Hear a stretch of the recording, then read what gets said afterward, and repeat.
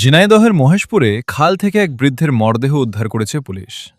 রোববার সকালে মহেশপুর উপজেলার শ্যামকুর ইউনিয়নের ভবনগর গ্রামের ভাউনের খালে পানিতে মরদেহ ভাসতে দেখে স্থানীয়রা পুলিশে খবর দেন। খবর পেয়ে মহেশপুর থানার দত্তনগর পুলিশ ফাঁড়ির সদস্যরা ঘটনাস্থলে পৌঁছে স্থানীয়দের সহযোগিতায় মরদেহ উদ্ধার করেন। এ সময় মহেশপুর থানার ভারপ্রাপ্ত কর্মকর্তা মেহেদি হাসান ও ওসি তদন্ত এনায়েত হোসেন উপস্থিত ছিলেন।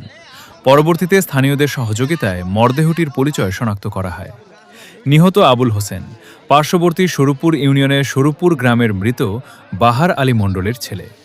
পরিবার ও স্থানীয় সূত্রে জানা যায়, সকালে পোড়াপাড়া গ্রামে মেয়ের বাড়িতে নাশতা করে তিনি নিজ বাড়ির উদ্দেশ্যে রওনা দেন। পথে ভবনগর বাজারে চা পান করার পর বাড়ি ফেরার সময় ভাউনের খালের সেতুর কাছে কোনোভাবে পানিতে পড়ে তার মৃত্যু হয়েছে বলে প্রাথমিকভাবে ধারণা করা হচ্ছে। তবে কিভাবে তিনি খালে পড়ে যান তা এখনও নিশ্চিত হওয়া যায়নি। পুলিশ মরদেহ উদ্ধার করে ময়নাতদন্তের জন্য ঝিনাইদহ সদর হাসপাতালের মর্গে পাঠিয়েছে। ময়নাতদন্তের প্রতিবেদন পাওয়ার পর মৃত্যুর প্রকৃত কারণ জানা যাবে বলে জানিয়েছে পুলিশ। এ ঘটনায় আইনগত প্রক্রিয়া চলমান রয়েছে।